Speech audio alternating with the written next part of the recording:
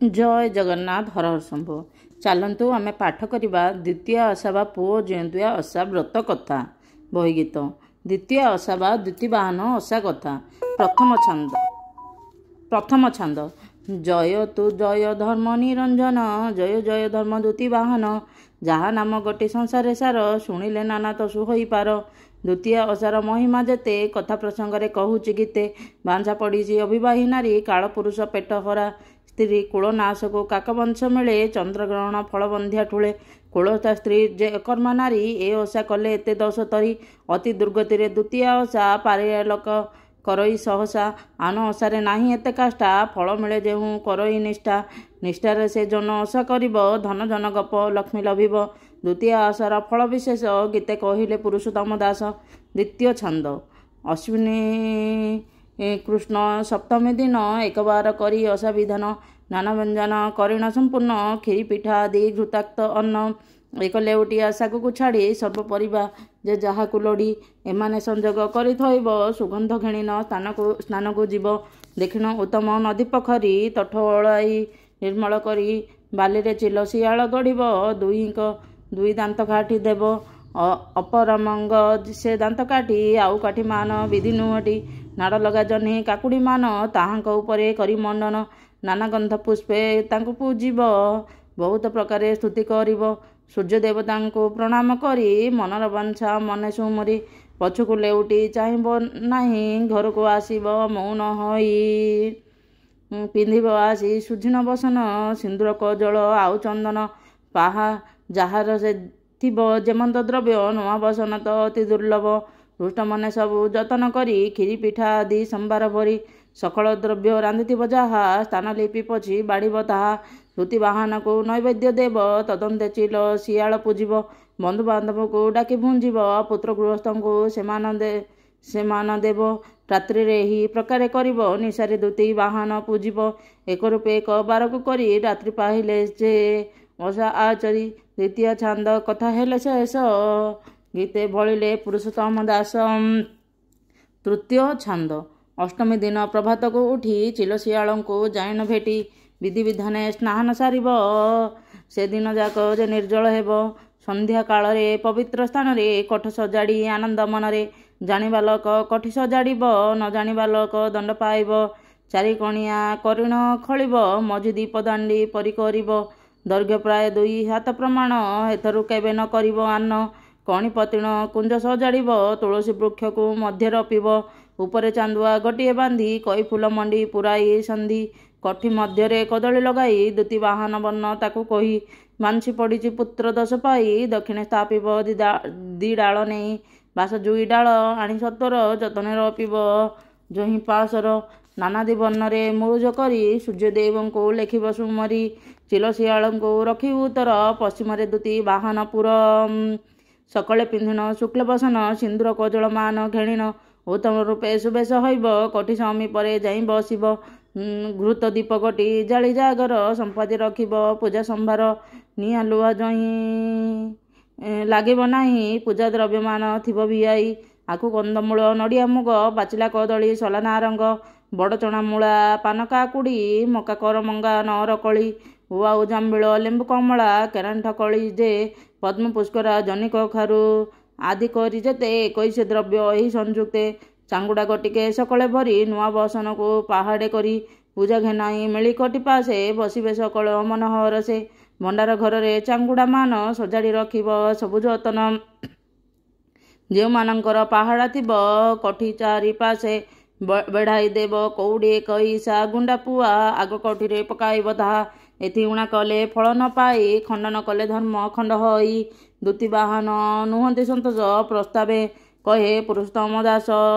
चतुर्थ छांद एथु अनंतरे सानंदे नारी कथा शुणिब कमन करी कौनसी आड़ को मन न देव कथा शेष हुलहुली देव एथि तारु शुण से ही कथा द्वितीय बाहनांक जेतेबे बस्ता सूर्यमंडल बोली नगर एक से नगरे बसंती अनेक लोक अष्टपाटक आदि परजा सुरक्षित बोली से राज्य राजा नाना ऐश्वर्य बढ़ई धन काहारी बढ़ई नाही संतान से नगरे दुर्लभा नामे ब्राह्मणी बालुत विधवा अटे से पुणी रूप गुणरे सुलक्षणा सभा कि अबा पार्वती रति कि रंभा सूर्य को ता मने बड़ भकति सूर्य जप स्तुति करई नीति अकर्मे न थाई सुकर्मे थाई उचित दुख जे ताहा पालई सपत्नी नामे जे तार पोइली कुटा करती रांड लोक बोली एसने तही किछि दिन गला आश्विन मास पितृपक्ष है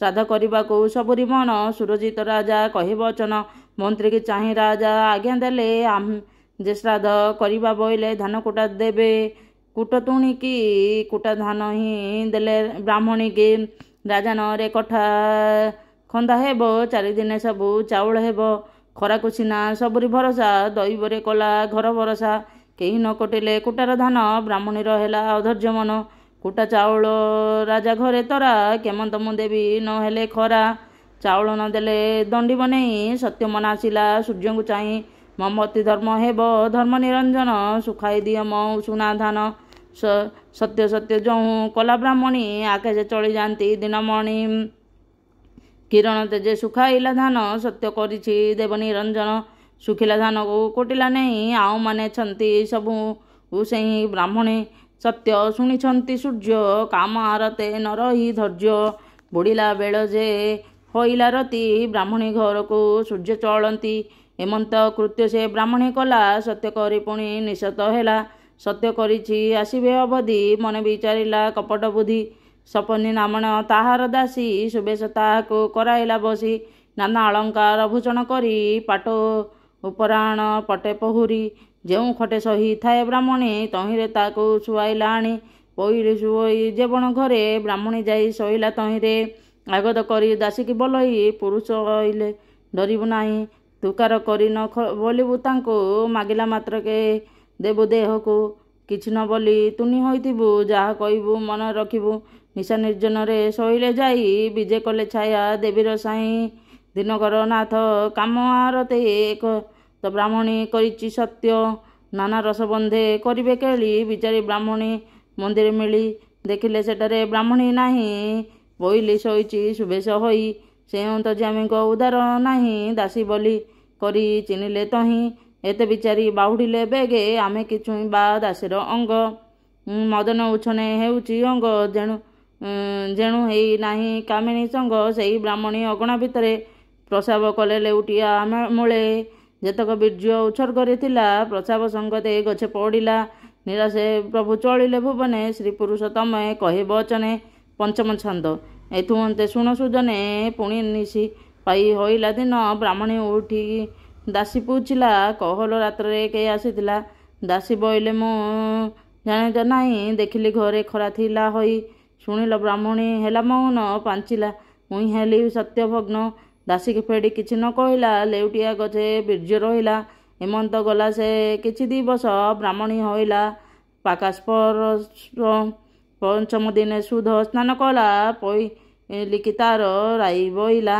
आहे सपनी शुण तो बेगे अनाबना करी करलो साग एक कथा कही न तो जानती नहीं से लेउटिया तलिला जाई जतन करी खरड़िला पुणी आनंद खाइला ताहा ब्राह्मणी अक्षय बीर्य तो अक्षय नहिला रांडी ब्राह्मणी गर्भवास है दिन को दिन पेट दिशिला भुटबाट कथा दंडे पड़िला राजा छामुरे पड़िला जाई धराई नेले लोक बर गाई राजा आगे देले शुण ब्राह्मणी एते अनीति कलु काहीं पुणी राजा बचने ब्राह्मणी कही शुणी मा देव सावधान होई आश्विन मास पितृपक्ष है श्रीनगर धान कोटा पड़िला समस्ते घरे धान देले नहीं मो घरे धान ओजाड़िले जाई धान दे करी सेवक गले 4 दिन कंठ सेहू कले हेमंत नहु जे बरसा है धान आसिले खरा न कला चाउल के मंते राजा को देवी नदेली तो मुही दंड पाइबी हेमंत मोर चित्ते चिंता कली सूर्य देवता को मने स्मरिली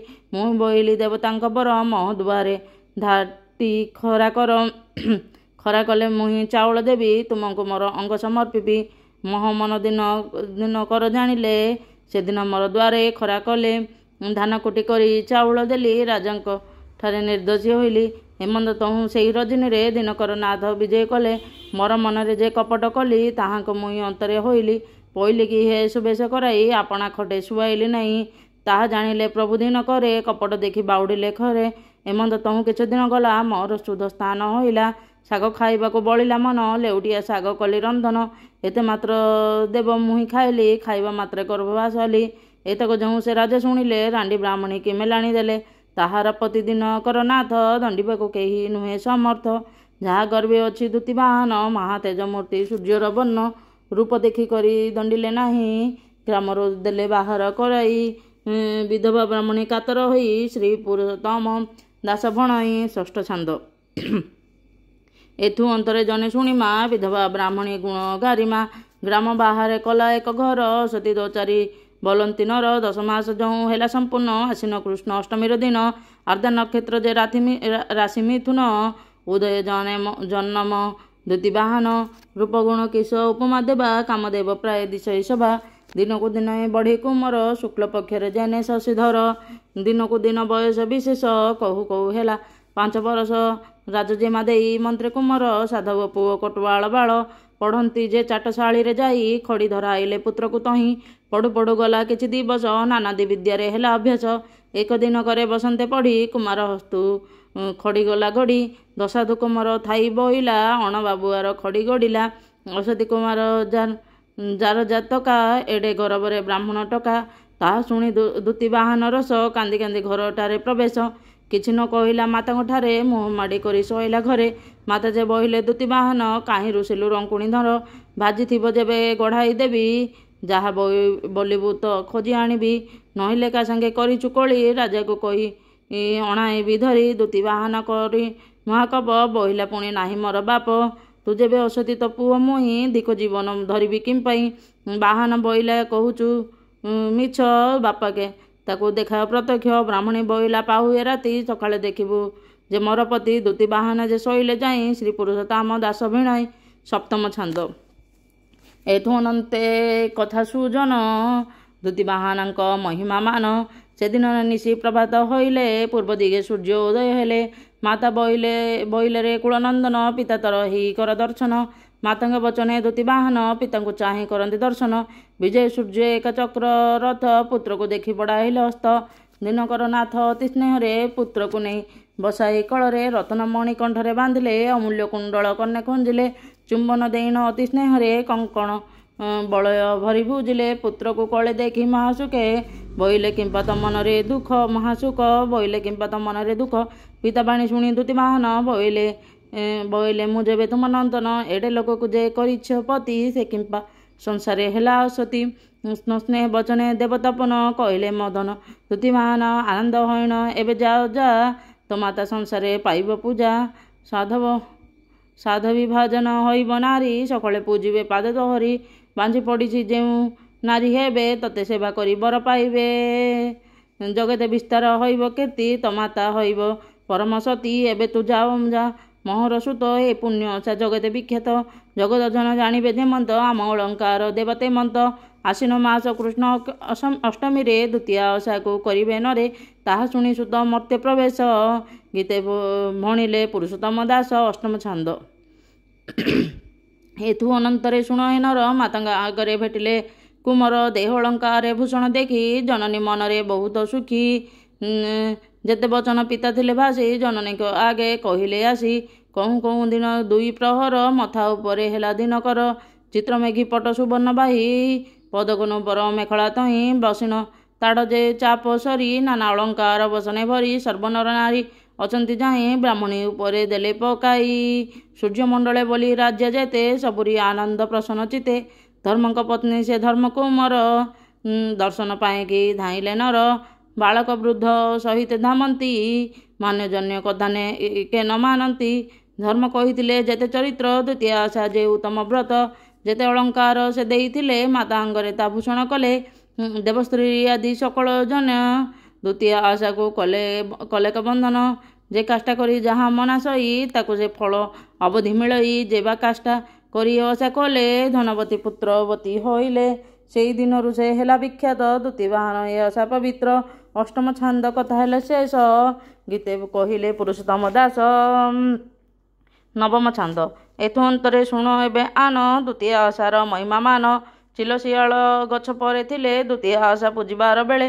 କି ଓଷା କରନ୍ତି ସର୍ବତରୁଣୀ। ଦୁହେଁ କୁହାକୁହି ହଇଲେ ପୁଣି କାହାର ବ୍ରତ ଏ କାହାର ପୂଜା ଅତି କାଷ୍ଠା। ଏଣୁ ବ୍ରତଙ୍କ ରାଜା ହେମନ୍ତ କାଷ୍ଠାନରେ ନ ଦେଖି ଦୁଇ ଭଉଣୀଲ କରିବା ଦେଖି ହେମନ୍ତ କରି ସେ ବିଚାର କଲେ ଓଷା ଇତିଏ ଯାହା ପୂଜିଥିଲେ ତାହାଙ୍କ ଛଡ଼ା ଛଡ଼ି ଚପା ଯେତେ ଛଡ଼ା ମଳକୋଟି ସ୍ନାନ ନିମନ୍ତେ ମାନେ ଘେନି ବ୍ରତ ଆଚରିଲେ। ଡାଳ ପରେ ବସି କଥା ଶୁଣିଲେ ପୂଜା ସାରି ଗଲେ ଯେ ଯାହାପୁରେ ଏ ଦୁହେଁ ରହିଲେ ବୃକ୍ଷ ଉପରେ। ଏଥିଠାରୁ ଯେ ଯେମନ୍ତ କଲେ ଚିଲ ଶିଆଳ କଥା ଶୁଣି ଭଲେ। ଚିଲଟି ରହିଲା ଗଛ ଉପରେ, ଶିଆଳ ପଶିଲା କ୍ରୋଟ ଭିତରେ। ଚିଲଟି ମହାକାଷ୍ଠା ବୁଦ୍ଧି କଲା, ଶିଆଳ ଗୋଟି କ୍ରୋଟରେ ପଶିଲା। ଦଇବେ ରଜନୀ ହେଲା ଅପାର ଗ୍ରାମ ବାହାରେ ମହାସେଠି ଘର। ସକାଳେ ଓଷା ପୂଜିବାର ବେଳେ ସେ ନିନ୍ଦା କଲା ବିହୋଳେ। ବୋଇଲା ଭାତ ଖାଇ ମତ ହୋଇ ମିଛେ ମା ତନ୍ଦି ହୁଳହୁଳି ଦେଇ। ହେମନ୍ତ କରି ଯେଉଁ ନିନ୍ଦା କଲା ଅଦ୍ଭୁତ ତାର ପୁତ୍ର ମଲା। ତାହାକୁ ରାତିରେ ଯେ ଶ୍ମଶାନରେ ପକାଇ କରି ଆଇଲେ ସତ୍ୱରେ। ସାନ ସକାଳେ ଥୋକିଏ ଖାଇଲେ ଅସ୍ଥି ମାଂସ ହୋଇ ପକାଇଥିଲେ। ଶିଆଳ ଖଣ୍ଡିଏ ଲୁଚାଇ ଆଣି କରଡ଼ ଭିତରେ ରଖିଲା ପୁଣି। ଶିଆଳ ମନରେ ହୋଇ ବିମୁଖ କାଷ୍ଠରେ ସହି ନ ପାରିଲା ଭୋକ। ଚିଲ ସଙ୍ଗତରେ ଡାଳେ ନ ବସି କରଡ଼ ଭିତରେ ପଶିଲା ଆସି। କରଡ଼ ଭିତରେ ରଖିଛି ଯାହା ମୁଡୁ ମୁଡୁ କରି ଚବାଏ ତାହା। ଚିଲ କଦେଲା ଆଲ ଭଉଣୀ ମୁଡୁ ମୁଡୁ କରି କି ଖାଉ ପୁଣି। ଶିଆଳ ବୋଇଲା ନାହିଁ ତ କିଛି କ'ଣ କରିବି ଓଷା କରିଛି କାଷ୍ଠରେ ଯାହା ମୁଁ ସ୍ନାନ କଲିଟି। ଶୀତ ମୁଡୁ ମୁଡୁ ବାଜୁଛି ପାଟି, ତେଣୁ ମୁଁ ଡାଳେ ବସି ନ ପାରଇ ଶୀତ କଲାକୁ କରଡ଼େ ପଶି। କରଡ଼େ ପଶି ମାଉଁସ ଖାଇଲା, ଚିଲଟି ଡାଳେ କାଷ୍ଠ ରହିଲା।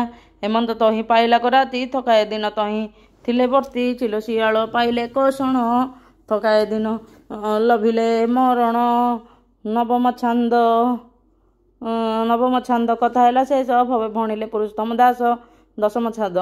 ଏଥୁ ଅନନ୍ତରେ ଶୁଣ ସୁଜନ, ଚିଲ ଶିଆଳଙ୍କ ଚରିତମାନ। ଧୃତିବାହନ କାଷ୍ଠା ସଫଳେ ଦୁହେଁ ଜନମିଲେ ଉତ୍ତମ କଳେ। ସୁନ୍ଦରୀ ସୁକୁମାରୀ ସୁଲକ୍ଷଣୀ ଜନ୍ମ ହଇଲେ ଦୁଇ ଭଉଣୀ। ଶିଆଳ ଗୋଟି ଜ୍ୟେଷ୍ଠ ଆସି ହଇଲା ଶାଳାବତୀ, ତାର ନାମ ହଇଲା। ଚିଲ ଯେ ହଇଲା ସାନ ଭଉଣୀ, କୁଳବତୀ ହେଲା ନାମ ତା ପୁଣି। ସୁକୁମାରୀ ହୋଇ ପିତାର ଘରେ ଆନନ୍ଦ ହୋଇ ସେ ବଞ୍ଚିଲେ ଭଲେ। ହେମନ୍ତ ଥକାଏ ଦିନ ଅନ୍ତର, ସାଧବ ମନ୍ତ୍ରୀ ଦୁହେଁ ହଇଲେ ବର। ଶାଳାବତୀ ଗୋଟେ ବଡ଼ ଭଉଣୀ, ମନ୍ତ୍ରୀ ବିବାହ ହେଲେ ତାହାକୁ ପୁଣି। ଚିଲ ଯେ କୁଳବତୀ ହୋଇଥିଲା, ସାଧବ ନାରୀ ସାଧବାଣୀ ହେଲା। ପୂର୍ବକୃତ ଓଷା ପୁଣ୍ୟର ବଳେ, ଭୋଗ ଭୁଞ୍ଜିଲେ କରମ ସୁଫଳେ। ଶିଆଳ ଯେ ବ୍ରତ ଖଣ୍ଡନ କଲା, ମଡ଼ିଚି ହୋଇ ସଂସାରେ ରହିଲା। ଚିଲ କାଷ୍ଠରେ ବ୍ରତ ଆଚରିଲା, ଅନେକ ପୁତ୍ର ତହୁଁ ଜାତ କଲା। ଏତେ ମହିମାରେ ଦ୍ୱିତୀୟା ଓଷା, କଲା ଲୋକଙ୍କର ସୁଫଳ ଦଶା। ସେ ଧର୍ମ ନିରଞ୍ଜନ ପୟର, ସୁର ଅସୁର ଦେବ ନିରନ୍ତର। ତେଣୁ ସେ ଧର୍ମ ଶ୍ରୀଚରଣେ ଆଶା, ପ୍ରସ୍ତାବ କହେ ପୁରୁଷୋତ୍ତମ ଦାସ। ଏକାଦଶ ଛନ୍ଦ। ଏଠୁ ଅନନ୍ତରେ ଯେ ଏ ଦିବ୍ୟ ବାଣୀ, ହେମନ୍ତ କଲେ ସେ ଦୁଇ ଭଉଣୀ। ମନ୍ତ୍ରୀ ଭାରଜାର ଯେତେକ ହେଲେ, ଜନମ ହୋଇ ସବୁ ତାର ମଲେ। ନାନା ବିଧିରେ ନ ବଞ୍ଚିଲେ କିଛି, ଶାଳବତୀ ହେଲେ ମହା ମଡ଼ିଚି। ଚିଲଟି ତହିଁ ମହାକାଷ୍ଠା କଲା, ଧନବତୀ ପୁତ୍ରବତୀ ହୋଇଲା। ଜନ୍ମ ହଇଲେ 21 ପୁତ୍ର, ମହା ସୁନ୍ଦର ସେ ଅଟନ୍ତି ସୁତ। ତେଣେ ରହିଥାଇ ପୂର୍ବର ଜ୍ଞାନ, କାଷ୍ଠା କରିଥାଇ ଧୃତିବାହନ। ପୁତ୍ର ଗୃହତେ ପରିଜନ ମିଳେ, ନିରୋଗୀ ଆନନ୍ଦେ ହୋଇ ସକଳେ। ଅନେକ ପଇଲି ଅନେକ ଧନ, କୁଳବତୀ ସୁଖେ କଟାଏ ଦିନ। ଶାଳବତୀ ହେଲା ମନ୍ତ୍ରୀ କାମିନୀ, ଏତେ ଅଭାଗା। ପୂର୍ବକର୍ମ ଘେନି ଅନେକ କୁମାର ଜାତ ହୁଅନ୍ତି, ମଡ଼ିଚି ଦଶେ ସମସ୍ତେ ମରନ୍ତି। ନିରତେ ନୟନ ଲୁହ ଗଡ଼ାଇ, କେଶ ବସନ କିଛି ନ ରୁଚଇ। ସାନ ଭଉଣୀ ପୁତ୍ରମାନ ଦେଖି, ମନେ ହେଉଥାଏ ସେ ମହାସୁଖୀ। ମୋ ସାନ ହୋଇ ହେମନ୍ତ ହେଲା, ଅପୂର୍ବ ପୁତ୍ରମାନ ଜାତ କଲା। ଏଇ ମୋ ସଙ୍ଗେ ମଡ଼ିଚି ନଇଲା, ବହୁ ସୁଖେ ଘର ଦୁଆର କଲା। ଏତିକି ସହି ଦେହ ମୋହର, ସାନ ଭଉଣୀର ଏତେ କୁମର। ହେମନ୍ତ ବିଚାରୀ ମନ୍ତ୍ରର ନାରୀ, ପୁତ୍ରଙ୍କୁ ଦେଖି ହୁଏ ବିଦାରୀ। ପୂର୍ବରେ ଯାହା ଅର୍ଜିତ ନାହିଁ, ଏ ଜନ୍ମେ ଲଢ଼ିଲେ ପାଇବ କାହିଁ। ଛଳ ଛଳେ ଯେ ସାଧବାଣୀ ଠାରେ କିଛି ନଥାଏ, ଯେ ଆପଣା ଘରେ ପୁତ୍ରମାନଙ୍କୁ କହଇ ମଧୁର ନୀତି ଯାଉଥିବ। ମାଉସୀ ଘର ଜ୍ୟେଷ୍ଠ ମାଉସୀ ମାତାଠାରୁ ବଳେ, ତୁମକୁ ଧରିଥିବ ସେଉ କଳେ। ଦେଖିଲେ ଆନମାନ ହେଉଥିବ, ମନ ଦୁଃଖେ ତାର ପାଶରି ଯିବ। ଏହା ବିଚାରି ସୁତକୁ ପେଶାଇ, ମନ୍ତ୍ରୀ ଭାରିଜା ତାହା ନ ଜଣାଇ। ଭଲଇ ଦେଖଣା ଚାହାଣି ପାଇ, ପୁଅଙ୍କୁ ଦେଉଥାଇ ପଠିଆଇ। ହେମନ୍ତ ସହୁ ନାହିଁ ମୋର ଦେହ, ପଡ଼ିଯାଉ କି ନାହିଁ ୟାଙ୍କ ଦେହ। ହେମନ୍ତ ବିଚାର କରି ନିରତେ, ପୁତୁରାମାନ ମାରିବି କେମନ୍ତେ। ମୋହ ସଙ୍ଗତରେ ମଡ଼ିଛି ହେଉ, ଦେଖଣା ଚାହାଣା ମହର ନହୁ। କପଟ କରି ତା ପୁଅକୁ ମାରି, ଦେଖେଇବି ନେଇ ପାଶେ ତାହାରି।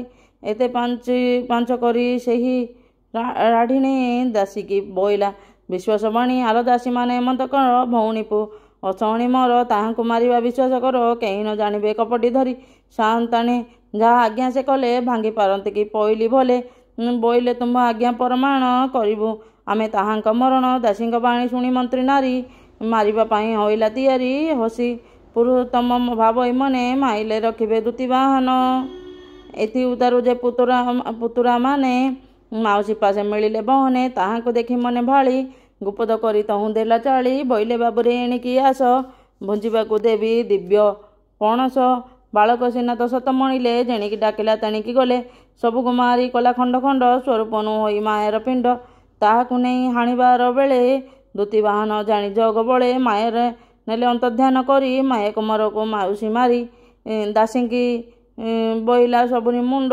ଚାଙ୍ଗୁଡ଼ି ଗୋଟେକ କରଲ ରୁଣ୍ଡ ଏତକ ତାର ସବୁ ପୁତ୍ର ମଲା ମହପରା ହୋଇ ମଡ଼ିଛି ହେଲା ଚାଙ୍ଗୁଡ଼ି ଗୋଟକେ ପୁରାଇ ନିଅ ମାତାଙ୍କୁ ଯାଏ ମୁଣ୍ଡ ଯାକ ଦିଅ ଦାସୀମାନେ ଶୁଣି ଏମନ୍ତ କଲେ ଚାଙ୍ଗୁଡ଼ିରେ ମୁଣ୍ଡ ପୁରାଇ ନେଲେ ଉପରେ ଝିଣ ବସନ ଘୋଡ଼ାଇ ସାଧବାଣୀ ଦ୍ୱାରେ ମିଳିଲେ ଯାଇ ଖଟ ଦଳି ପରେ ବସିଛି ସୁଖେ ଧାଇ ପରିବାରୀ ଅଛନ୍ତି ପାଖେ ଏ ସମୟ ମୁଣ୍ଡ ଚାଙ୍ଗୁଡ଼ି ଧରି ସାଧବାଣୀ ପାଶେ ନେଇଣ କରି ପଇଲି ବୋଲେ ଶୁଣ ସାଧବାଣୀ ନେଇ ରଖ ଯା ଅଛି ମୁଁ ଆଣି ତୁମ ଭଉଣୀ ଶାଳବତୀ ଭଲେ ପୁତ୍ରାଙ୍କ ପାଇଁ ଯୋଗାଡ଼ି ଦେଲେ ଆପଣ ଆଗେ ନୟନରେ ଦେଖ ପୁଅଙ୍କ ପାଇଁ ସାଇତି ରଖ ସାଧବାଣୀ ବୋଲେ ଭଉଣୀ ମୋର ଭଲ ଅଛନ୍ତି ତ କହ ନିଜର ମୁଁ ପୁଣି ତାଙ୍କ କେଉଁ ଗୁଣେଶ୍ୱରୀ ସେଇ ଅଛନ୍ତି ଏତେ ସାମଗ୍ରୀ ଦେଖେଇ ସିନା ଥୋଇ ଯାଅ ଘରେ ବଡ଼ ଘର ଭାଡ଼ି ପଟା ଉପରେ ସାଧବାଣୀ ଠାରୁ ବଚନ ଶୁଣି ଭାଡ଼ି ପଟା ପରେ ଥୋଇଲା ଆଣି ମନ୍ତ୍ରୀର ଘରେ ହୋଇଲା ପ୍ରବେଶ ଏଥିଠାରୁ ଶୁଣ ଆନରସ ସାଧବାଣୀ ପଏ ଯେତେକ ଥିଲେ ଗୋଟିଏ ଗୋଟିଏ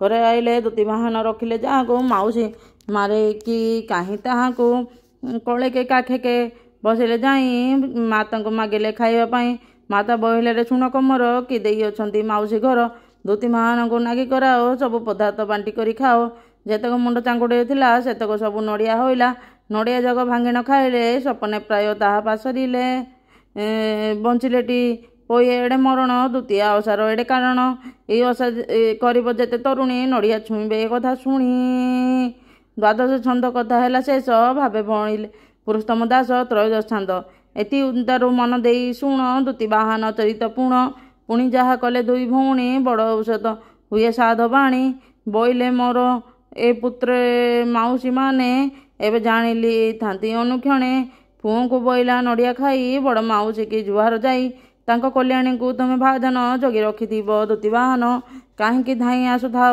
ପୁରେ ଖେଳୁଥିବ ସେଇ ମାଉସୀ ଘରେ ନିରଗହୀନ ସବୁ କୁମର ହାତେ ସୁନା ଖଡ଼ ପାଦେ ନୂପର ଚୌକି ନଳି ବୀରମୌଲି ମାନ ଭିନେ ଭିନେ କମ ପୁଅଙ୍କ କାନ ପ୍ରବାଳ କଣ୍ଠି ରତ୍ନ ମାଳିମାନ ଯେଉଁ ପୁଅକୁ ସେମନ୍ତ ଶୋଭନ କାମୁଣ୍ଡେ ବେଣୀ କାମୁଡ଼େ ଯୋଡ଼ା କେଉଁ ପୁଅ ଗୋଟି ବାଳ ଝାମ୍ପୁଡ଼ା ପାଟ ପିନ୍ଧା ପରି ପତନ କାନ୍ଥ ପିନ୍ଧିଛନ୍ତି ଜଙ୍ଗେ ଥକାଏ ବଛ ତେଲ ହଳଦୀ କେବା ଜର ଜର କେବଳ ପୁଅଟି ଧୂଳି ଧୂସର କେଉ ବା ଚାଲି ନ ଜଣାଇ ଦାଣ୍ଡ କେଉଁ ପୁଅ ଗୋଟି ଦରଟି ତୁଣ୍ଡ ଭାତ ବତର କେ ଦୁଧ ବତର ଧଇଁ ହେଲେ ସମସ୍ତେ ମାଉସୀ ଘର ବିଚାରୁଛି ମନେ ସେ ଶାଳବତୀ ଆଣ୍ଠକୁଡ଼ି ହେଲି ମୂଢ଼ମତି ସାଧବାଣୀ ପଏ ଏକାଳେ ଗଲେ ମାଉସୀକି ଯାଇ ପ୍ରଣାମ କଲେ ଚକିତ ହୋଇ କରଇ କଲ୍ୟାଣ ବିଚାରେ ବୋଇଲେ ପାଅ ମରଣ ଆସମ ବାବୁ ଭଲ ହୋଇଥାଅ ଜହ୍ନି ଫୁଲ ପରି ଆୟୁଷ ପାଅ ସେ ଜେନେ ସଞ୍ଜ ଫୁଟି ବିକଶଇ ସୂର୍ଯ୍ୟ ଉଦୟକୁ ବିନାଶ ପାଇଁ ଏମନ୍ତ ବୋଲି ସେ କଲ୍ୟାଣ କଲା ମୁଣ୍ଡ ତ କାଟିଲି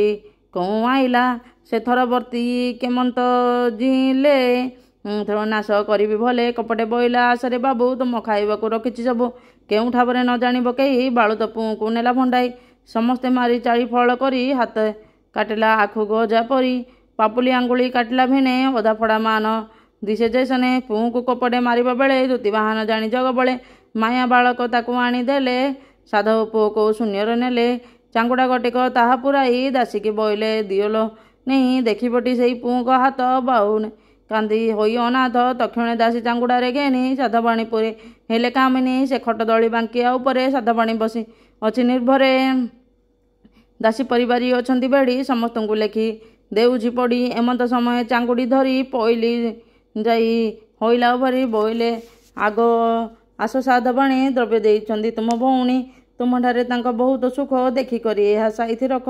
ସାଧବାଣୀ ବୋଲେ ମୋ ବଲକର ଭାଙ୍ଗି ଯାଉ ଆମ ଘର ଗହଳ କେତେବେଳେ ଯାଏ ଥିବଟି ରହି ବଡ଼ ଘରେ ଗଦେଇ ଥାଉ ଯାଇ। ସାଧବାଣୀ ବୋଲେ ଚାଙ୍ଗୁଡ଼ି ଗୋଟି ଥଇଣ ପଇଲି ଗଲା ଲେଉଟି। ସାଧବାଣୀ ପଏ କେତେବେଲାରେ ଗୋଟି ଗୋଟି ହୋଇ ମିଳିଲେ ଘରେ ଖାଇବା ପାଇଁକି ମାଗିଲେ ଧାଇଁ। ସାଧବାଣୀ ବୋଲେ ପୁଅକୁ ଯାଇ କି ଦେଇଛନ୍ତି ମାଉସୀ ଘର ଦେଖିକରି ଖାଅ ସବୁ କୁମର ଦୁତି ବାହାନକୁ ଲାଗି କରାଅ ସବୁ ଭାଇ ଯାକ ବାଣ୍ଟିଣ ଖାଅ। ପୁଣି ପୁଅମାନେ ଧାଇଁଲେ ଗଲେ ଚାଙ୍ଗୁଡ଼ି କାଢ଼ି ନ ଦେଖିଲେ ତଳେ। ହାତ ଖଣ୍ଡ ଖଣ୍ଡ କାଟିଛି ଯାହା ଆଖୁ ଖଣ୍ଡ ଖଣ୍ଡ ହୋଇଛି ତାହା ଆଙ୍ଗୁଳି ପାପୁଲି କାଟିଛି ଯେତେ ଅଦା ଫାଡ଼ମାନ ହୋଇଛି ତେତେ ଆଖୁ ଗଣ୍ଡିରା ଅଦା ଫାଡ଼ମାନ ଆନନ୍ଦେ ଖାଇଲେ ସବୁ ନନ୍ଦନ। ଦ୍ୱିତୀୟ ଓଷାର ମହିମା ଏତେ ଓଷାଇତିମାନେ ଶୁଣ ସୂଚିତେ। ଓଷାଇତିମାନେ ଏକଥା ଶୁଣି ଆଖୁ ଅଦାରେ ହାତ ଦିଅ ଶୁଣି ତ୍ରୟୋଦଶ ଛାନ୍ଦ ହୋଇଲା ଶେଷ। ଗୀତ ଭଣିଲେ ପୁରୁଷୋତ୍ତମ ଦାସ ଚତୁର୍ଦ୍ଦଶ ଛାନ୍ଦ।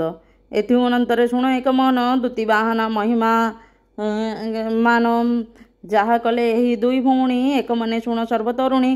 ଆଖୁ ଅଦାରୁ ପେଟେ ପେଟେ ଖାଇ ମାତାଙ୍କ ପାଖରେ ବସିଲେ ଯାଇ ଅତି ଆନନ୍ଦ। ସାଧବାଣୀ ମନ ପୁଅଙ୍କ ମୁଖରେ ଦେଲା ଚୁମ୍ବନ ମାତାଙ୍କୁ ବୋଇଲେ ସବୁ କୁମର ଭଲ ଆମ ମାଉସୀ ଘର ମାତା ସେ ଭଲ ଏଇ ଶୁଣରେ ବାବୁ ମାଉସୀର ଅଟଇ ସବୁ ଏବେ ଯାଅ ଦେଖି ମାଉସୀ ଘର ବସିଥିବ ଯାଇ ସବୁ କୁମର।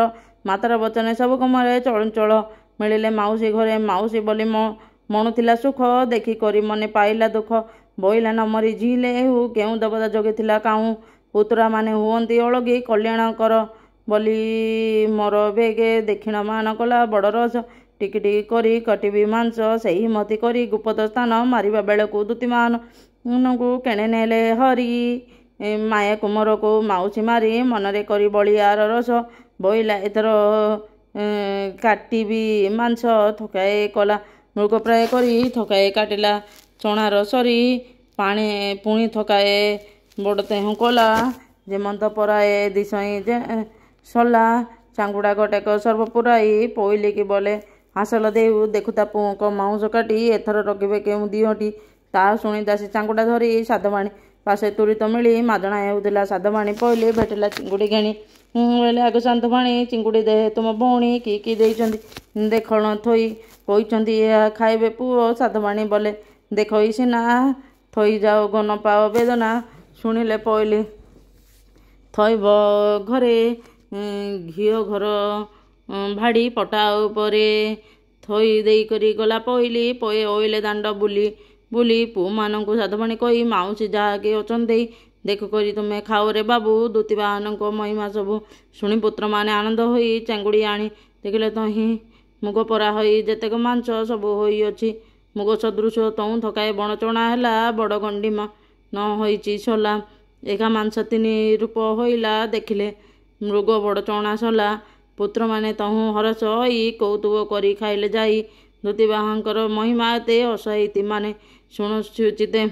ଏକଥା ଯେତେବେଳେ ଶେଷ ହୋଇବ ମୁଗ ବଡ଼ ଚଣା ସଲା ଛୁଇଁବ ଯେ ଧର୍ମ ଅଟନ୍ତି ଦ୍ୱିତି ବାହାନ ସୁର ଅସୁର ସେ ଦେବବଦନ ତେଣୁ ସେ ଧର୍ମର ଚରଣ ତଳେ ପୁରୁଷୋତ୍ତମ ଭଜଇ ନିଶ୍ଚଳେ।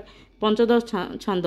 ଏଥୁ ଅନନ୍ତରେ ଯେ ଶୁଣ କାହାଣୀ ଦ୍ୱିତି ବାହାନଙ୍କ ଚରିତ ପୁଣି କାଟିଣ ଭଉଣୀ ପୁଅଙ୍କ ମାଂସ ସେ ରାତିରେ ହେଲା ଅତି ହରସ ମନେ ବିଚାର ଏଇ ଅବଧି ମଲେ କେଉଁ ଯୋଗୁ ସିନା ମେଣ୍ଟାଉଥିଲେ ଦକ୍ଷିଣ ମାଉସୀ ମାନେ କାତର ଶୁଣିତ ଦକ୍ଷିଣ ମାଉସୀ ମାନେ କାତର ପୁଣିତ ଯିଏ ଅଇଲେ କୁମର ଏତେ ମାଇଲି ଜିଉଛନ୍ତି କାହିଁ କେଉଁ ରୂପରେ ତ ପାରିଲି ନାହିଁ। ପୁଣି ଡାକି ନେଲା ଗୁପଦ କରି ଖଡ଼ଗ ଧରି ଆଗବଧ କରି ମାରିଣ ହୋଇ କପେ ପ୍ରଜ୍ୱଳିତ ସବୁ ପୁଅଙ୍କର ଭାଙ୍ଗିଲା ଦାନ୍ତ ଅନ୍ତ କାଢ଼ି ନ ପକାଇଲା ଚିରି ଅନ୍ତ ଦାନ୍ତକୁ ଚାଙ୍ଗୁଡ଼ିରେ ଭରି ପୋଇଲିକି ବୋଲେ ଦେଇ ଆସ ଯା ସାଧବାଣୀ ପୁଣି ପାଇବ ଲଜ୍ଜା।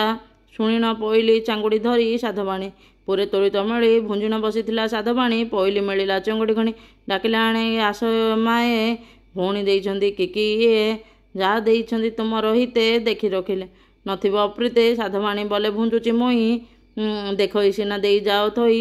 ସାଧବାଣୀ ବୋଲେ ଶୁଣିଲା ଯେଉଁ ଚାଙ୍ଗୁଡ଼ି ରଖିଲେ ଉଠିଲା ତହୁଁ କେତେ କ୍ଷଣ ପରେ ଯେ ପୁଅମାନେ ମିଳିଲେ ଆସି ମାତା ସନ୍ନିଧାନେ ମାତା ବୋଇଲେରେ ବାଳକ ମୋର ବିହଣୀ ଖାଅରେ ମାଉସୀ ଘର ଏବେ କି ଦ୍ରବ୍ୟ ଦେଇଛନ୍ତି ଆଣି ଖାଅ ଯା ବୋଲେ କହି ସାଧବାଣୀ ପୁତ୍ର ଧାଇଁଲେ ମାତାଙ୍କ ବଚନେ ଚାଙ୍ଗୁଡ଼ି କାଢ଼ିଲେ ଯାଇ ବହନେ ଉତ୍ତମ ମକା ହୋଇଅଛି ଦାନ୍ତ, କନ୍ଦମୂଳ ଯେ ହୋଇଅଛି ଅନ୍ତ। ଦୂତି ବାହନଙ୍କୁ ସୁମରି ମନେ, ମକା କନ୍ଦମୂଳ କଲେ ଭୋଜନ। ଦୂତି ବାହନ ରଖୁଛନ୍ତି ଏହାକୁ, ମାଉସୀ ମାତ୍ରକେ କରିବ ତାଙ୍କୁ। ଯେଉଁ ପୁରୁଷ ଧର୍ମ ନିରଞ୍ଜନ, ସେହି ନାଁ ଅଟେ ଦୂତି ବାହନ। ଅସାହିତୀ ମାନେ ଏ କଥା ଶୁଣ, ମକା କନ୍ଦମୂଳକୁ ଛୁଇଁବ ପୁଣ। ଏଣୁ ସେ ଧର୍ମ ପୁରୁଷକୁ ଆଣ, ଶରଣ ମାଗେ ପୁରୁଷୋତ୍ତମ ଦାସ। ଷୋଡ଼ଶ ଛାନ୍ଦ। ଏଥୁ ଅନନ୍ତରେ ଯେ ଶୁଣିବା ଆନ, ଆନନ୍ଦ ହୋଇ ଶାଳବତୀ ମନ। କାଢ଼ି ଶିରା ଅନ୍ତେ ଭାଙ୍ଗିଲେ ଦାନ୍ତ, ଏଇଥର ମରିଯିବେଟି ସୁତ। ସାଧବାଣୀ ଏବେ ମୋହରି ମତି, ବାହୁନି କାନ୍ଦିବ କେ ଯୁବତୀ। ହେମନ୍ତ ବିଚାରୀ ମନେ ହରିଣ, ତହିଁ ଚାଲିଗଲା କେତେ ଦିବସ। ସାଧବାଣୀର ଯେତେ କୁମର, ସଖଳେ ମିଳିଲେ ମାଉସୀ ଘର। କେତେ ପ୍ରକାରେ ମାଇଲେ ମୁହିଁ, ନିର୍ଲଜ ପିଣ୍ଡ ନଗଲା କିମ୍ପାଇଁ। କେଉ ପୁରୁଷ କେମନ୍ତର କହି, କେମନ୍ତେ ବଞ୍ଚାଏ ମୁଁ ତ ମାରାଇ। ଏବେ କି କରିବି ମରିବେ କାହିଁ, ବିଚାରୀ ଗମ୍ଭୀର ଘରକୁ ନେଇ। ଖୋଳି ପକାଇଲା ସବୁଙ୍କ ଆଖି, କାଟି ଖଣ୍ଡେ ଖଣ୍ଡେ ହୋଇଲା ଶୁଖି। ପୁଣି କେତେବେଳେ ଦୂତି ବାହନ, ଶୂନ୍ୟରେ ହାରିଲେ ସେ ପୁତ୍ରମାନ। ମାୟା କୁମାରଙ୍କୁ କଲା ଏ ନାଶ, ଦାସୀକି ବୋଲେ ନେଇ ଆସ। ପୁଣି ସଜାଡ଼ିଲା ଯତନ କରି, ସାଧବାଣୀ ଘରେ ତୁରିତ ମିଳି। ବୋଇଲା କି କରୁଅଛ ଗମାଏ, କି ମାନ ତୁମ ଭଉଣୀ ଦିଏ। ସାଧବାଣୀ ବୋଲେ ଥୋଇଯା ଘରେ, ଦେଖନ୍ତି ସିନା ଅଇଲେ କୁମର। ତାହା ଶୁଣି ଦାସୀ ଥୋଇଲା ଘରେ, ବାହୁଡ଼ି ପଇଲି ଗଲା ସ୍ୱତ୍ୱରେ। ଥକାଏ ବେଳେ ସାଧବାଣୀ ପଏ, ମିଳିଲେ ଆସି ଗୋଟିଏ ଗୋଟିଏ। ସାଧବାଣୀ ବୋଲେ ଶୁଣ ମୋ ବାବୁ, ମାଉସୀ ଦେଇଛି ଖାଉଯା ସବୁ। ତାହା ଶୁଣି ପଏ ଧୋଇଲେ ଖରେ, ଥାଇଲା ଚିଙ୍ଗୁଡ଼ି ଆଣ ସ୍ୱତ୍ୱରେ। କମଳା ଲେମ୍ବୁ ହୋଇଅଛି ଡୋଳା, ଖାଇଣ ରାଙ୍ଗ ଧୋଇଲେ ବୋଲା। ଖାଇଣ ପୋଇଏ ହୋଇ ଆନନ୍ଦ, ମାଉସୀର କେବେ ନଗଲା ଦ୍ୱନ୍ଦ। ଅସାହିତୀ ମାନେ ଏକଥା ଶୁଣି, ଲେମ୍ବୁ ନାରଙ୍ଗକୁ ଛୁଇଁବେ ପୁଣି। ଷୋଡ଼ଶ ଛାନ୍ଦ ଏ ହୋଇଲା ଶେଷ, କହେ ଅଧମ ପୁରୁଷୋତ୍ତମ ଦାସ। ସପ୍ତଦଶ ଛାନ୍ଦ। ଏଥୁ ଉତାରୁ ଏବେ ଶୁଣ ଆନ, ପୁଣି ଗଲେ ସାଧ ବାଣୀ ନନ୍ଦନ। ଦେଖି ମାଉସୀର ବୁଡ଼ିଲା ଜ୍ଞାନ, ବୋଇଲେ କେଉଁ ପାଇଲେ ଜୀବନ।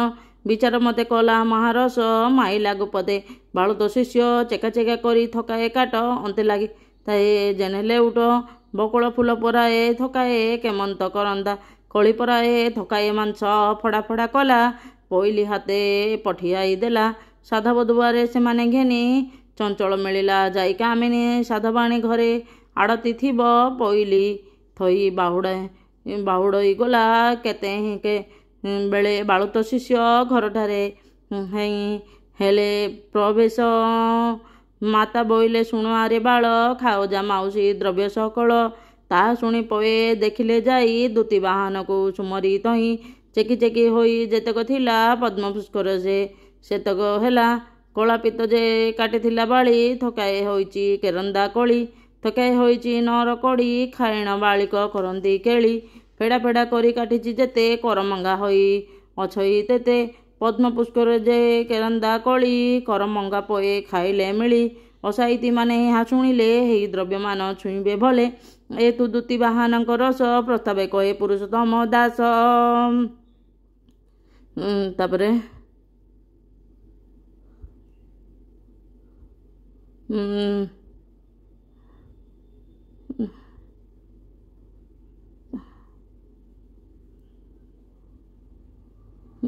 କରମଙ୍ଗାଏ ଖାଇଲେ ମିଳେ। ଅସାହିତୀ ମାନେ ଏହା ଶୁଣିଲେ, ଏହି ଦ୍ରବ୍ୟମାନେ ଛୁଇଁବେ ଭଲେ। ଏମନ୍ତ ଦୂତି ବାହନ ରସ, ପ୍ରସ୍ତାବେ କହେ ପୁରୁଷୋତ୍ତମ ଦାସ। ଅଷ୍ଟାଦଶ ଛାନ୍ଦ। ଏଥୁ ତାରୁ ଶୁଣ ଆନ ରୀତି, ପୁଏ ନ ମରି ରହିଲା କିରତି। ପୁଣି ଗଲା ତହିଁ କେତେ ଦିବସ, କ୍ଷୟ ନହେଲେ ଯେ ବାଳୁତ ଶିଷ୍ୟ। କୌତୁକ କରି ଖେଳିବା ପାଇଁ, ଶାଳବତୀପୁରେ ମିଳିଲେ ଯାଇ। ଦେଖିଣ ମାଉସୀ ଜିଭ କାମୁଡ଼ି ଜିଇଛନ୍ତି ବୋଲି, ମୋହର ପଡ଼ି କ୍ରୋଧେ ପ୍ରଜ୍ୱଳିତ ହଇଣ ବାଳି। ବାଳକଙ୍କୁ ଧରି ସ୍ୱହସ୍ତେ ମାରି, ଛାଲି ପକାଇଲା ଦେହରୁ ଚମ ହାଡ଼। ମାଉଁସ କଲା ଭିନ୍ନ ଭିନ୍ନ, ଅନ୍ତ ମାଉଁସ ମୁଦା ମୁଦା କଲା। ହାଡ଼ ଚର୍ମ ଭିନ୍ନ ଭିନ୍ନ ରଖିଲା, ଚାଙ୍ଗୁଡ଼ା ଚେରିକି ସବୁ ପୁରାଇ। ପୋଇଲିକି ବୋଲେ ଦିଅଲ ନେଇ, ତା ଘେନି ପୋଇଲି ହେଲା ବାହାର। ଦେଇ ହୋଇଲା ସାଧବାଣୀପୁର। ଦୂତି ମାନଙ୍କ ମହିମା ବଳେ, ସର୍ବେ ପୋଏ ଯାଏ ମିଳିଲେ ଘରେ। ଅଳି ଯେ କରନ୍ତି ମାତାଙ୍କଠାରେ, ଆହାର ମାଗନ୍ତି କ୍ଷୁଧାତୁରେ। ମାତା ବୋଇଲେ କୁମର ଚାହିଁ, ମାଉସୀ ଦେଇଛି ଖାଉ ଯେ ଯାଇ। ଶୁଣି ପୁଅମାନେ ଧାଇଁଲେ ଖରେ, ଚାଙ୍ଗୁଡ଼ି କାଢ଼ି ଦେଖିଲେ ତଳରେ। ଛାଲି ଦେଇଥିଲା ଯେତକ ଚମ, ସେ ପାଟ କାନ୍ଥ ହୋଇଛି ଉତ୍ତମ। ମାଉଁସ ଅନ୍ତ ମୁଦା ମୁଦା ଯାହା, ହୁଆଟିଆ ମାନ ହୋଇଛି ତାହା, ଲମ୍ବ ଲମ୍ବ ମାଂସ କାଟିଛି ଯେତେ, ପାଚିଲା କଦଳୀ ହୋଇଛି ତେତେ, ଯେତକ ହାଡ଼ ତହିଁ ଦେଇଥିଲା ହାଡ଼ ଯାକ ସବୁ ମୂଳା ହାଇଲା। ଦୂତୀମାନଙ୍କୁ ସ୍ମରି ହୃଦୟେ, ଖାଇଲେ ପିଲାଏ ବଳୁତ ପୁଏ। ଏ କଥା ଯେତେବେଳେ ଶେଷ ହେବ, ଏହି ଦ୍ରବ୍ୟମାନ ସର୍ବେ ଛୁଇଁବ। ଦୂତୀବାହନଙ୍କ ମହିମା ତେ, ବଞ୍ଚିଲେ ସୁଖେ ସାଧବାଣୀ ସୁତେ। ତେଣୁ ସେ ଦୂତୀବାହନଙ୍କ ଆସ, ପ୍ରସ୍ତାବେ କହେ ପୁରୁଷୋତ୍ତମ ଦାସ। 49 ଛାନ୍ଦ। ଶୁଣ ଶୁଣ ଏବେ ନରେ ଏମନ୍ତ ରୀତି, ଦିନକୁ ଦିନ ମୃତ୍ୟୁ ଠାରୁ ବର୍ତ୍ତି। ଦୂତୀବାହନଙ୍କ ମହିମା ଯେଣୁ, ସାଧବାଣୀ ପଏ ନ ମଲେ ତେଣୁ। ପୁଣି କିଛି ଦିନେ ବାଳକ ମତେ, ଖେଳିବାକୁ ଗଲେ ସାଧବ ସୁତେ। ମାଉସୀ ମନ୍ଦିରେ ମିଳିଲେ ଯାଇ, ଦେଖି ମାଉସୀ ମୋହ ଗଲା ଚାହିଁ। ବିଚାରଇ ମୁଁ ତ ମାଇଲି ଏତେ, ଜିଇଁ ଆସୁଛନ୍ତି କେବଳ ମତେ। ଏବେ କି କରିବି ନେବି ଜୀବନ, କାଟି ପକାଇଲା ସବୁରି କାନ। ପୁଣି ସବୁରି ଗୋଡ଼ ହାତ ଆଣି, ଶିରା କରି ଚିରିଲା ଜାଣି। ହାତ ଗଡ଼ି ଗଣ୍ଡି କାନ ସହିତ, ପୁଣି ଚାଙ୍ଗୁଡ଼ାରେ ଭରି ସମସ୍ତ। ପଇଲି କି ବଲେ ଆସଲ ଦେଇ, ଜିଉଛି ସେଉ କେମନ୍ତ ହୋଇ। ଶୁଣି ପଇଲି ସେମାନେ ପୁରାଇ, ଧାଇଁଲେ ମନରେ ଆନନ୍ଦ ହୋଇ। ସାଧବାଣୀ କି ପଇଲି ବଇଲା, ଭଉଣୀ ଘରଠାରୁ ଯୋଗାଡ଼ ଆଇଲା। ଆସ ସାଧବାଣୀ ସାଇତି ରଖ, ତୁମଠାରୁ ତାଙ୍କ ବହୁତ ସୁଖ। ସାଧବାଣୀ ବଲେ ଦେଖିବା ପଛେ, ଖେଳି ଆସନ୍ତୁ ମୋ ବାଳୁତ ବଛେ। ଥୋଇ ଦେଇ ଯାଅ ଗମ୍ଭୀର ଘରେ, ଆସିଲେ ପଏ ଖାଇବେ ପହର। ଶୁଣି ପଇଲି ଥୋଇ ଲେଉଟିଲା, ମନ୍ତ୍ରୀ ମନ୍ଦିରେ ଜାଇଣ ମିଳିଲା। କେତେ ହେଙ୍କ ବେଳେ ସାଧବ ପଏ, ଦାଣ୍ଡ ଘେନି ଖେଳି ମନ୍ଦିର ହୋଏ। ମାତାଙ୍କୁ ମାଗିଲେ ଖାଇବା ପାଇଁ, ମାତା କହିଲେ ଖାଅ ଯାଇ। ଭିତରୁ କାଢ଼ି ଆଣିଲେ ନନ୍ଦନ, କାନ ଯାକ ସବୁ ହୋଇଛି ପାନ। ଚିରି ହାତ ଗୋଡ଼ ଦେଇଛି ଯାହା, ଜହ୍ନି କଖାରୁ ହୋଇଅଛି ତାହା। କେତେକ ମାଦଳି ଅଛଇ ପଡ଼ି, କେତେକ ହୋଇ ଅଛଇ କାକୁଡ଼ି। ଦୂତୀବାହନଙ୍କ ମହିମା ଏତେ, ଆନନ୍ଦେ ଖାଇଲେ ସାଧବ ସୁତେ। ଏ କଥା ଯେତେବେଳେ ଶେଷ ହେବ, ପାନ କାକୁଡ଼ି କଖାରୁ ଛୁଇଁବ। ଆବର ଜହ୍ନିମାନ ଛୁଇଁବ, ଦୂତୀବାହନଙ୍କୁ ସୁମରୁଥିବ ଦୂତୀବାହନଙ୍କ ମହିମା ରସ। ଗୀତ ବୋଇଲେ ପୁରୁଷୋତ୍ତମ ଦାସ। 20 ଛାନ୍ଦ। ଏଥି ଉତ୍ତରୁ ଶୁଣାନ ରୀତି, ବାଳକ ବଧ କଲା ଶାଳାବତୀ। ଦୂତୀବାହନଙ୍କ ମହିମା ବଳେ, କେବେ ନ ମରିଲେ ସାଧବ ବଳେ। ଅନେକ ଥର ମରୁଣୁ ବଞ୍ଚିଲେ, ନାନା ଅପମୃତ୍ୟୁମାନ ମେଣ୍ଟାଇଲେ। ଅନେକ ମତେ ନ ମଲେ କୁମର, ରକ୍ଷା କରନ୍ତି ସେ ଧର୍ମର ବାଳ। ଶାଳାବତୀ ବଲେ କି କଥା ଏହି, କେଉଁ ଦେବତା କେମନ୍ତ ରଖେଇ। ଅନେକ ସନ୍ତାନ କରଇ ମନ, ଲତକୁ ବୋହିବେନି ନୟନ। ଦିନକୁ ଦିନ କ୍ଷୀଣ ହେଲା ତେଣୁ, ପୁତ୍ରଙ୍କ କଦ ନ ଯାଏ ମନୁ। ଏକ ଦିନକରେ ଦାସୀକି ରଇ, ବୋଇଲା ଆଲୋ ଦେଖି ଆସୁ ଯାଇ। ମଲେ କି ନାହିଁ ସାଧବାଣୀ ସୁତେ, କାନ୍ଦିଲା କି ନାହିଁ ବାହୁନି ପୁତେ। ତାହା ଶୁଣି ଦାସୀ ବହନେ ଯାଇ, ସାଧବାଣୀ ପୁରେ ମିଳିଲା ଯାଇ। ଆନନ୍ଦ ହୋଇ ସାଧବ ବାଳକେ ବେଢ଼ିଛନ୍ତି ଆରୋଗ୍ୟ ଅଶୋକେ। କେପତି ଘେନିନ ଗାଉଛି ଗୀତ, କେଉଁ ପୁଅ ଗୋଟି ଖାଉଛି ଭାତ। କେଉଁ ପୁଅଟି ବାଳକ ସଙ୍ଗେ, ଖେଳ ଘର କରି ନାଚଇ ରୁଙ୍ଗେ। କେଉଁ ପୁଅ ଗୋଟି ଗୋଳ କରୁଛି, କେବଳ ବସିଣ ଦୁଧ ଖାଉଛି। ତାହା ଦେଖି ଦାସୀ ବାହୁଡ଼ି ଯାଇ, ଶାଳବତୀ ଆଗେ ସକଳ କହି। କମ୍ପଇ ମରିବେ ମାଏ, ଘରେ ଖେଳୁଛନ୍ତି ସକଳ ପାଏ। ଶୁଣି ଶାଳବତୀ କପାଳେ ମାରି, ପଇଲି ଆଗେ ନାନା ମତେ ଭାଳି। ଏହି ସମୟ ତାଇ ମନ୍ତ୍ରୀବର, ଘୋଡ଼ାରେ ଚଢ଼ି ମିଳିଲେ ସତ୍ୱର। ପୁଅଙ୍କ ମରିବା ବିଚାର ଯାକ, ଗୁପଦେ ମନ୍ତ୍ରୀ ଶୁଣିଲା କେତକ। ବହୁତ ଜିଜ୍ଞାସା କଲେ ତାହାକୁ, ବୋଇଲା କିମ୍ପାଇ ମାର ବାଳକ। ପୂର୍ବ ଦୋଷେ ମଡ଼ିଛି ପଡ଼ିଛି, ଏତେ ବାଳକ ମାରିବୁ ବୋଲୁଛୁ। ତା କର୍ମ ହେଲେ ଏତେ ପୁତ୍ର ତୁ କିମ୍ପା ଦେଖି ହେଲୁ କାଠ ଭୂତ।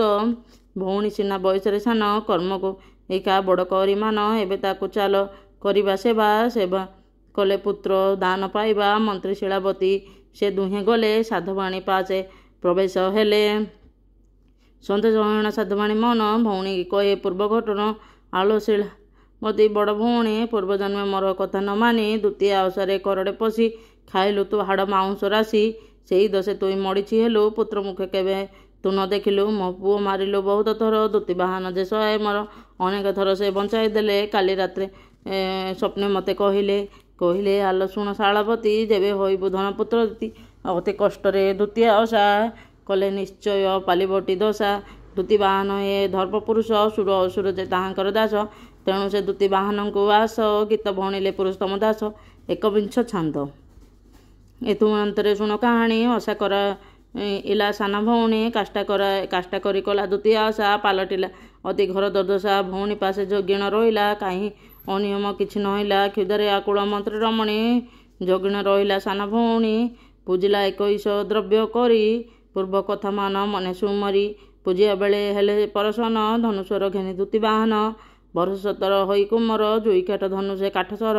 ବିନ୍ଧିଲେ ଶାଳବତୀ ଉପରକୁ ଉଠ ଉଠ ପୁତ୍ର ବୋଲି ତାହାକୁ।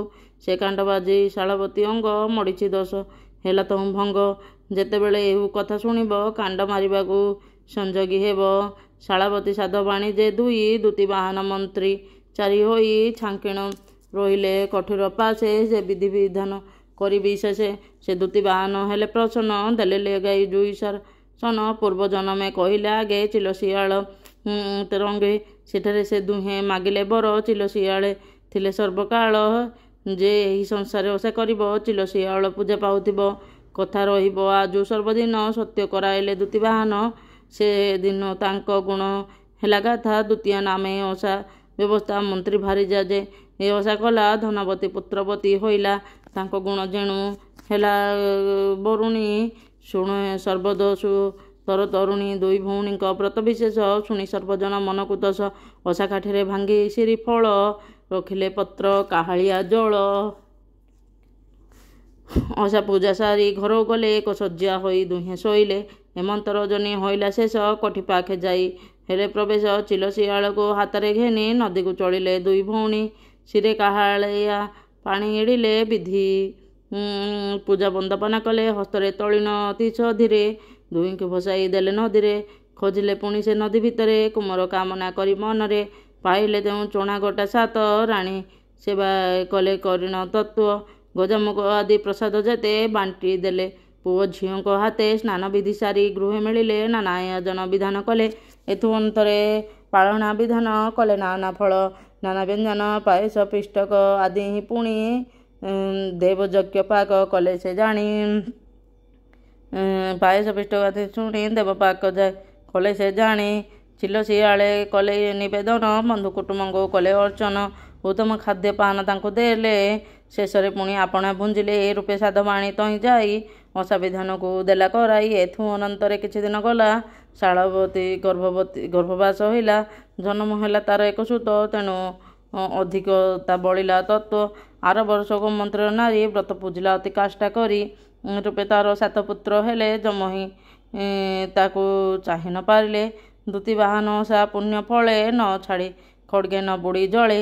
ଶାଳବତୀ ବଡ଼ ହରଷ ହୋଇ ସୁଖେ ରାଜ୍ୟ କଲେ ସେ 7 ଭାଇ। ଶାଳବତୀ ସେହିପରି ହରଷ ବ୍ରତ କରୁଥାନ୍ତି ପ୍ରତିବରଷ। ଏମନ୍ତ କେତେ କାଳ ରାଜ୍ୟ ଗଲେ ଅନ୍ତେ ଯାଇ ସ୍ୱର୍ଗପୁରେ ବସିଲେ। ଦୂତି ବାହନଙ୍କ ଚରଣ ଆଶା ପ୍ରସ୍ତାବେ କହି ପୁରୁଷୋତ୍ତମ ଦାସ।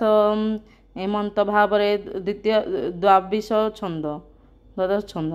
ଏମନ୍ତ ଭାବରେ ଦ୍ୱିତୀୟ ଆଶା ଦୂତି ବାହନଙ୍କୁ ପୂଜିବ ଭାଷା। ନାରିକେଳ ଫଳ ଭାଙ୍ଗିବ ପୁଣି ଅର୍ଘ କରିଦେବ ତାହାର ପାଣି। ସୁବ୍ରାହ୍ମଣଙ୍କୁ ବରଣ କରିବ କଥା ଶୁଣି ଦକ୍ଷିଣା ଦେବ। ଦକ୍ଷିଣା ନ ଦେଇ ଘରକୁ ଯାଏ ଓଷା କରି ଫଳ ସେଉ ନ ପାଏ।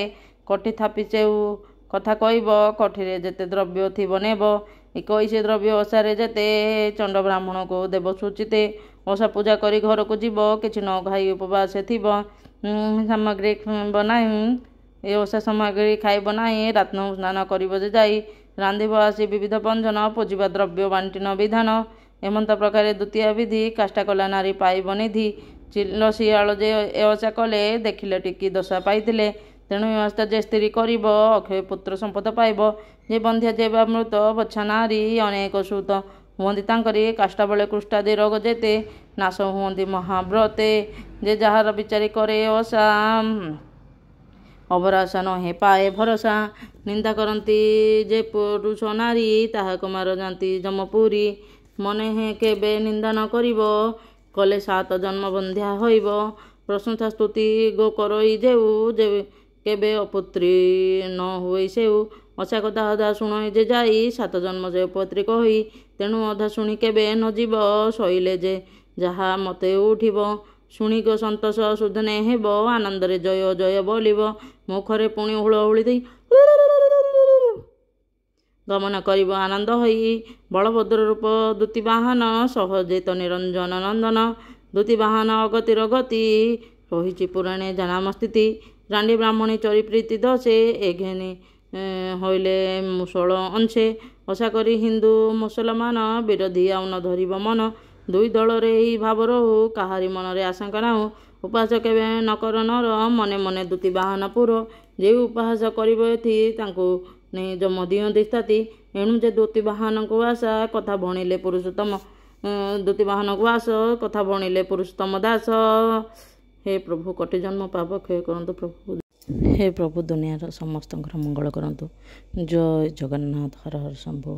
ଆପଣଙ୍କୁ ଯଦି ଏଇ କଥା ଭଲ ଲାଗିଲା ନିଶ୍ଚିତ ଭାବରେ ଲାଇକ୍, ସେୟାର ଆଣ୍ଡ ସବସ୍କ୍ରାଇବ୍ କରିଦେବେ। ଆଉ ଆମର ଓଡ଼ିଆ ଚ୍ୟାନେଲ୍ ଡିଭାଇନ୍ ଟକ୍ ଓଡ଼ିଆକୁ ନିଶ୍ଚିତ ଭାବରେ ସବସ୍କ୍ରାଇବ୍ କରିଦେଲେ ଏମିତି ସବୁ ପର୍ବପର୍ବାଣି ଭିଡ଼ିଓ ଓ ଆମର ଓଡ଼ିଆ ସଂସ୍କୃତି ଓ ମନ୍ଦିର ବିଷୟରେ ଜାଣିବା ପାଇବେ। ହଁ, ଭାଗବତ ଗୀତାର ବି ଭିଡ଼ିଓ ଅଛି, ନିଶ୍ଚିତ ଭାବରେ ଦେଖିନେବେ। ଜୟ ଜଗନ୍ନାଥ, ହର ହର ଶମ୍ଭୁ। ଜୟ ଜଗନ୍ନାଥ।